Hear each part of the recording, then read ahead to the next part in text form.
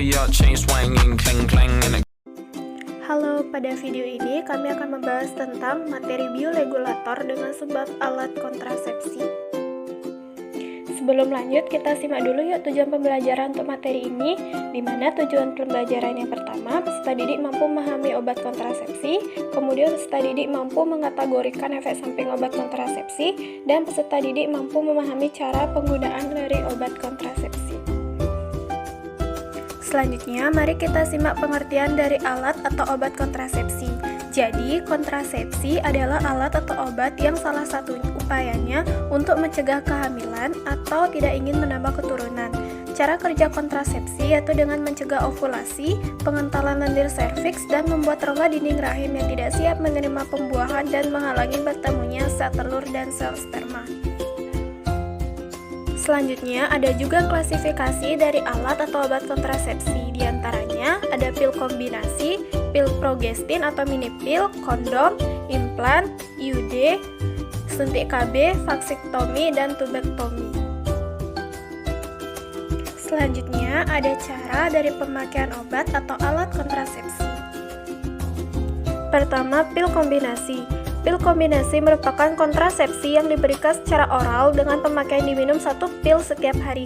Bentuk pil yang mengandung dua macam hormon dosis rendah yaitu progestin dan estrogen. Cara kerja dengan mencegah sel telur atau ovum dari indung telur atau ovarium. Efektivitas dari penggunaan pil kombinasi mencegah kehamilan sebesar 98,5% selama digunakan secara tepat dan benar. Kemudian ada juga kelebihan dari pil kombinasi, diantaranya sangat efektif bila digunakan secara benar, kesuburan dapat kembali jika berhenti menggunakan pil, kemudian nyaman dan mudah digunakan, dan penggunaan dapat dihentikan setiap saat. Selain kelebihan, ada juga keterbatasan dari penggunaan pil kombinasi, diantaranya diperlukan kontrasepsi tambahan selama 7 hari pemakaian awal pil kombinasi, mengganggu produksi ASI, memiliki interaksi dengan obat TBC dan kejang, dan memerlukan kepatuhan yang tinggi. Kedua, pil progestin atau mini pil. Pil progestin atau mini pil merupakan kontrasepsi yang diberikan secara oral dalam bentuk pil yang berisikan hanya hormon progestin, yang dikenal dengan istilah mini pil. Pil ini diminum satu pil tiap hari dalam waktu yang sama dengan toleransi keterlambatan 3 jam. Cara kerja, mengentalkan lendir mulut rahim sehingga menghambat masuknya sperma dan menipiskan selaput lendir rahim sehingga mencegah tertanamnya embrio. Efektivitas penggunaan pil ini mencegah kehamilan sebesar 98,5% selama digunakan tepat waktu dan benar. Kemudian untuk kelebihan dari pil progestin, diantaranya sangat efektif bila digunakan dengan benar, aman digunakan untuk ibu menyusui karena tidak menghambat produksi ASI, kesuburan cepat kembali jika berhenti menggunakan pil kontrasepsi, dapat digunakan wanita yang terinfeksi HIV atau AIDS, baik yang sedang atau tidak sedang dalam pengobatan. Keterbatasan, diantaranya diperlukan kontrasepsi tambahan selama 7 hari pemakaian awal pil progestin, harus diminum setiap hari pada waktu yang sama, memiliki interaksi dengan obat TBC, dan memerlukan tingkat kepatuhan yang tinggi.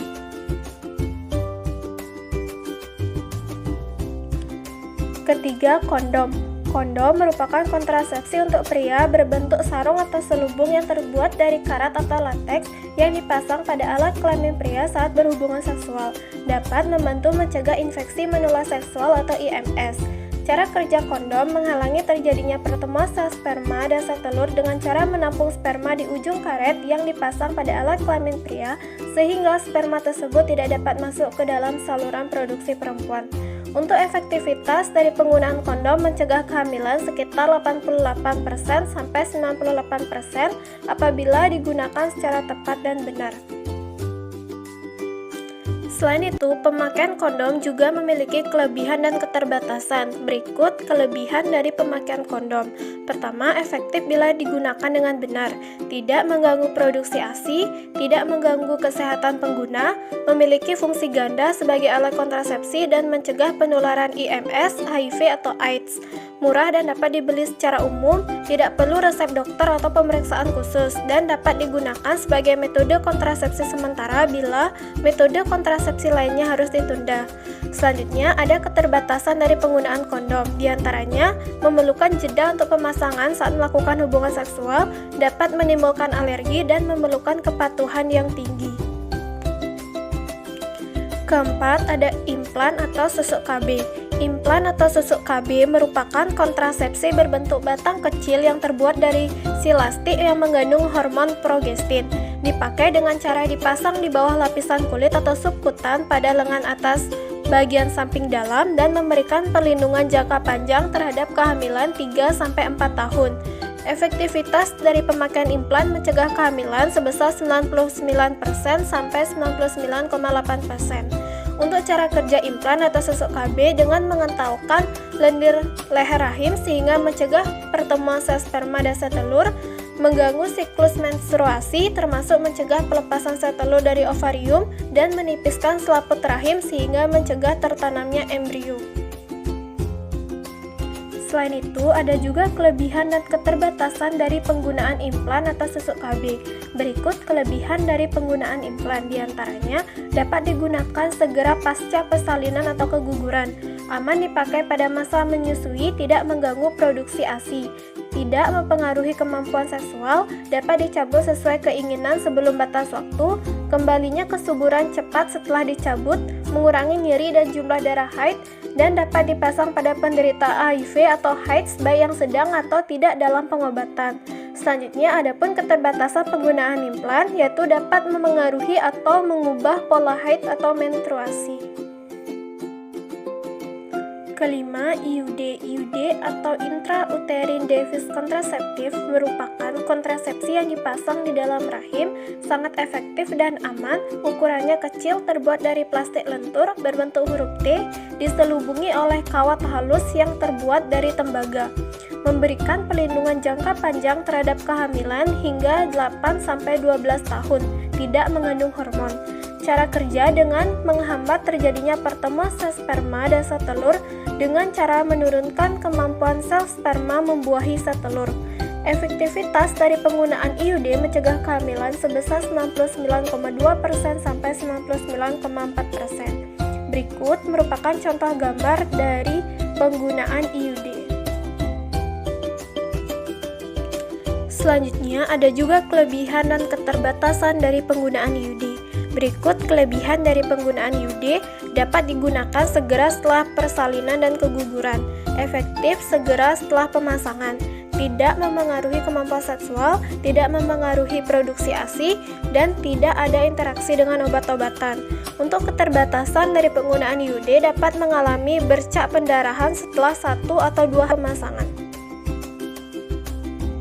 Keenam, suntik KB. Suntik KB dibedakan menjadi 2, ada suntik KB 1 bulan atau suntik KB kombinasi, dan suntik KB 3 bulan atau suntik KB progestin. Suntik KB 1 bulan atau suntik KB kombinasi merupakan kontrasepsi yang diberikan melalui suntikan di daerah bokong atau lengan. Suntik 1 bulan mengandung 2 hormon yaitu progestin dan estrogen. Kunjungan ulang untuk suntik secara teratur 1 bulan atau 4 minggu. Cara kerja dengan mencegah pelepasan sel telur atau ovum dari indung telur atau ovarium.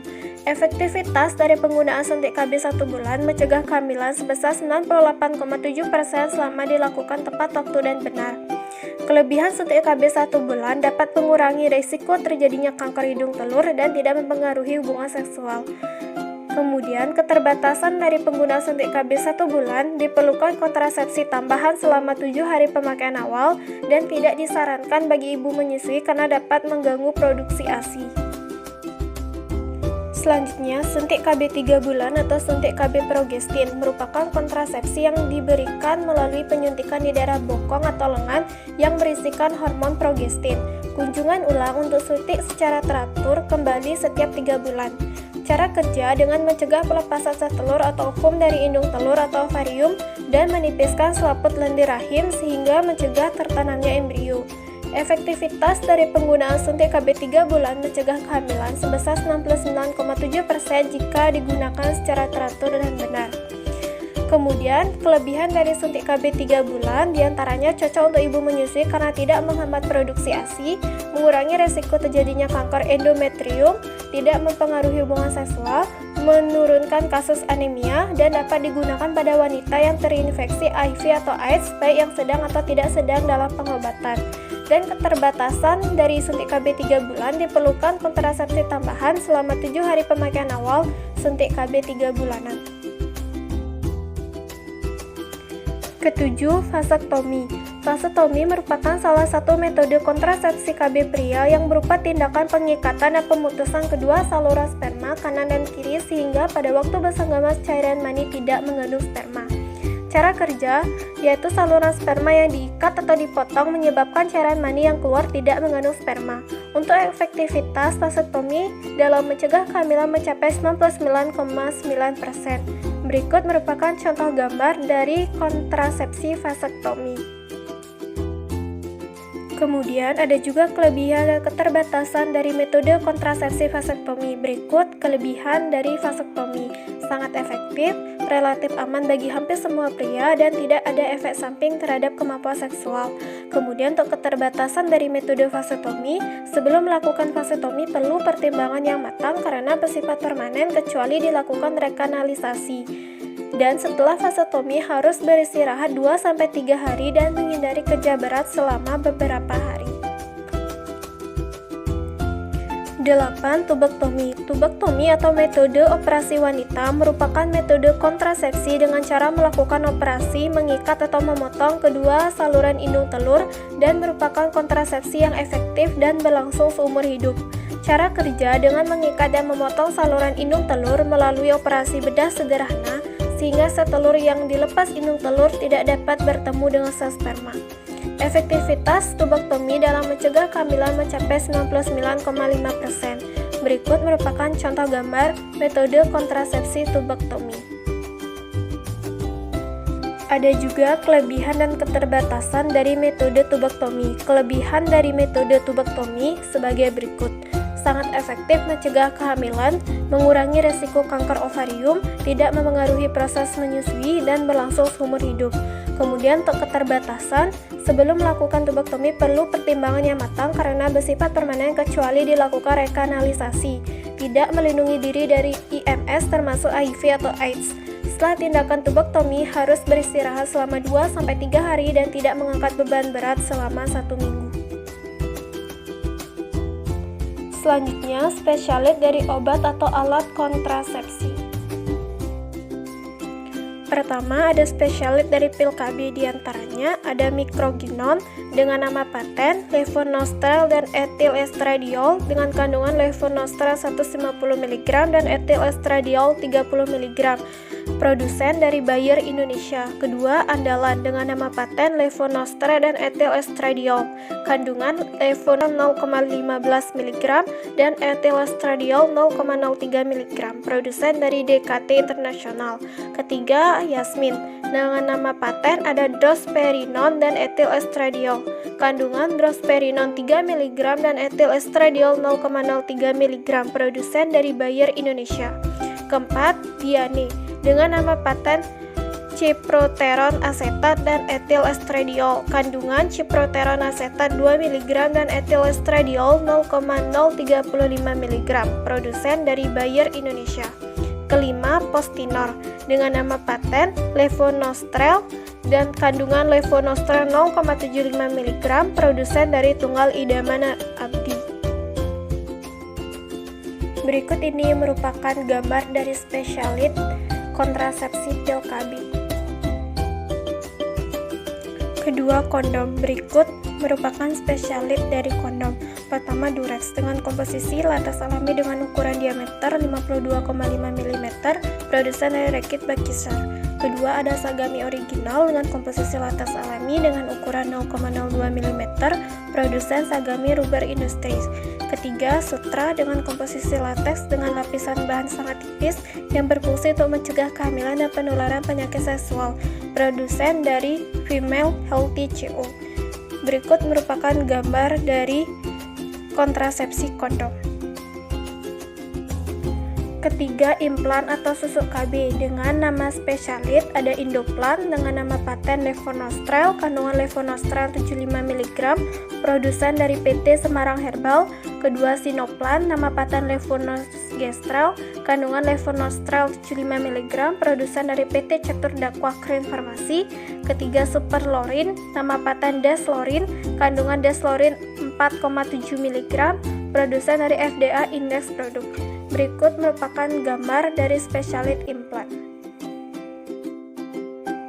Keempat, IUD dengan spesialit Nova T380, kandungan T-Safe IUD with tin copper wire stabilizers with a silver crown, produsen dari Bayer Indonesia. Kedua, ada copper T-Libby Safe Fluid IUD, kandungan IUD dengan bentuk T dengan kawat tembaga tipis yang distabilkan dengan inti polietilen dengan safe load, produsen dari Kimia Farma. Berikut merupakan contoh gambar dari kontrasepsi IUD. Kelima, suntik KB 1 bulan atau suntik KB kombinasi. Berikut merupakan spesialitnya. Ada Cloven injeksi 0,5 ml, kandungan tiap 1 ml mengandung medroxyc progesteron asetat 50 mg, estradiol sipionat 10 mg, produsen dari Tunggal Idaman Abadi. Kedua, ada Mesigna dengan kandungan norestiteron 50 mg, estradiol 5 mg, produsen dari Bayer. Berikut merupakan contoh gambar dari spesialis suntik KB 1 bulan.